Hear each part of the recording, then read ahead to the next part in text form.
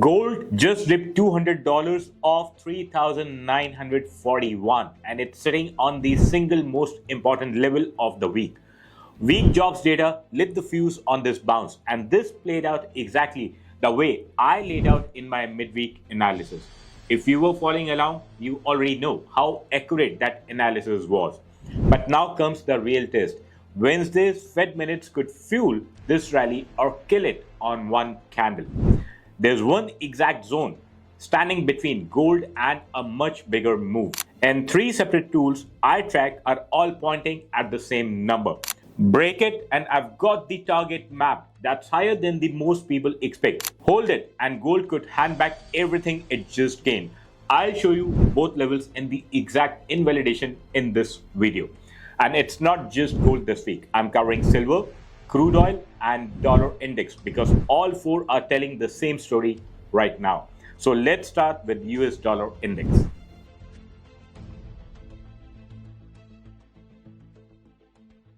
So I'm starting on the daily frame for US dollar index, and the idea is straightforward, very simple here. So we got the break here. So this is lower low formation, and we got the break of structure here. So I've also drawn a sideways parallel channel. So this is the first move, pullback, and continuation higher. So I need to apply fib extension on this leg, changing to candles here and adding fib extension in the bullish direction. Now this is the first bullish fib extension added, and I'll be applying the retracement on the previous leg down. That's it. And we need to read the magnet zones here. So basically the confidence levels. So here we have magnet zone. So US dollar index is expected to continue its move towards 102.67.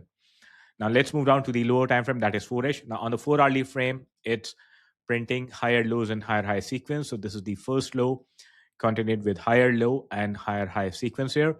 I do not see any divergence towards in between these two highs. So the current drop is corrective, and it is expected to continue higher after the pullback is completed.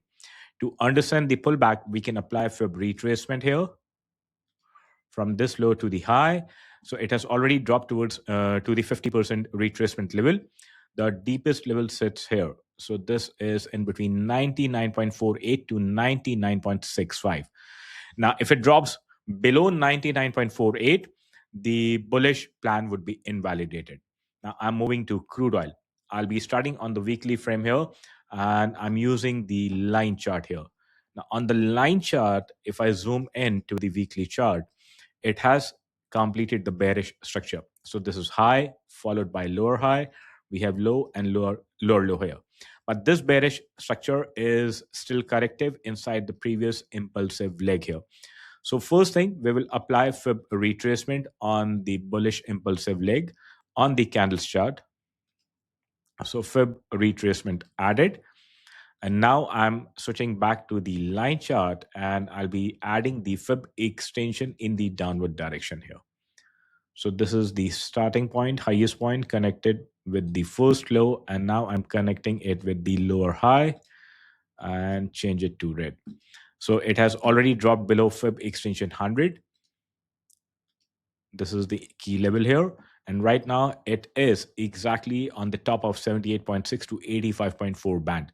So this is critical. This is going to act as area of support. Now switching to the next lower time frame, that is daily.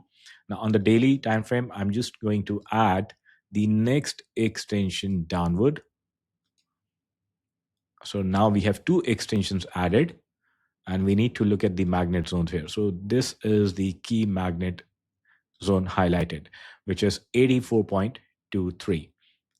So any bounce from the current price zone, so which is in between 78 to 85, should be taken as the reversal sign, and we may see a few more false breakouts here, and then continuation higher. And the first target would be 79.55 followed by 84.32. Now if it drops below 85.4 and holds below 85.4, then this bullish setup should be invalidated. Switching to the 4 hourly frame here. Now on the 4 hourly frame, I can see early signs of reversal, and it also gives me the chance to add another extension in the downward direction on the next bearish leg. So this is added, and let's use a different color here. So now we are exactly at the magnet support zone. So this is the exact magnet support zone which we got from the confluence of multiple fibs. So 66.74 to 67 is the support zone, and I can see signs of weakness. I can see bullish divergence has started building, and we just need a breakout above this level. So 71.82 will confirm a break above 71.82 or 72 will confirm the continuation towards 78, 79, and further up towards 84 to 85. So short-term corrective bounce in the major bearish corrective drop is highly anticipated. Now I'm moving to silver. Now on the silver, I'll be starting my analysis on the weekly frame here, turning back into line chart, and here the structure is bearish. So this is high, lower high, lower high. So we got low, lower low, and lower low. So weekly structure is still bearish, and this bearish structure is inside the major bullish monthly leg. So this is corrective, not the trend reversal here. Now I'll be switching to daily here. Now on the daily frame, I'm changing back to candles, and I'll be applying fib retracement on the last leg down. So this is high and this is the low. So I'm just mapping it on fib retracement. So connecting from the highest of the daily to the lowest here. So currently it is below 50%, means we are in the discount zone. And apart from the discount zone, it has also shown weakness in sellers because it has completed bullish divergence here on the histogram. Now for a complete reversal, we need the break above this high. So this is 70.12. So unless we see a daily candle closure above 70.12, the daily is also counted as bearish in structure. Now I'm moving to 4 hourly frame. Now on the 4 hourly frame, if I compare the last lows here, so this is low and lower low, I do not see any divergence between the last two lows. A lower low formation here, then we have lower low formation on the histogram, and we have lower low formation on the MACD lines. So starting from this high, the entire bounce is to be taken as corrective, not as reversal here. So we can add fib retracement only on this bearish leg on the 4 hourly frame here. So now I've added another retracement here. So currently we are very close to 50% of the 4 hourly bearish leg. So this is going to act as major resistance on the 4 hourly frame. So if silver breaks above 63.61, which has a very high probability, and if it continues, then the next target would be 65.49, followed by 68.17 and 69.25. Now around this zone, I'm expecting sellers to take over. So I'm expecting in the coming week that silver should continue towards 68.17 to 69.25. If we get to see here false breakout, bearish divergence, then we will switch to sell again. Now, in case if it breaks below 57.52 and the higher level is around 59.41, so before hitting our target of 68.69, if it closes below 59.41, then this thesis would be invalidated. So right now, only on the 4 hourly frame, we are expecting short-term continuation. Now I'm switching to 1 hourly frame.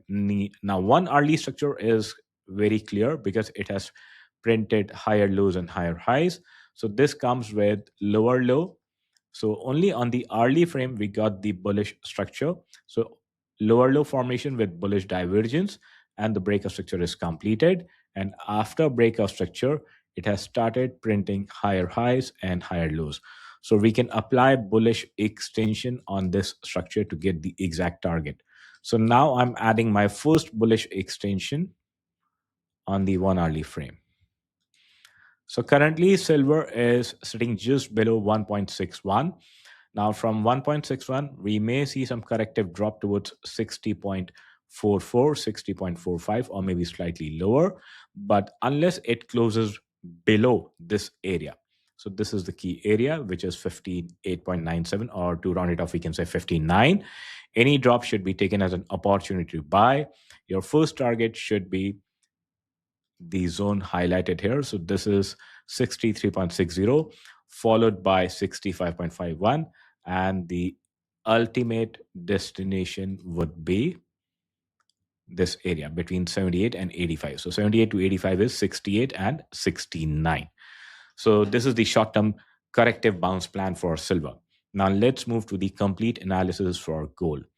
Now first I'll be working on the weekly frame here, and I'll be working on a line chart. Now the structure is bearish, corrective bearish, because monthly is bullish. So this is high, lower high, lower high, lower high, low, and lower low.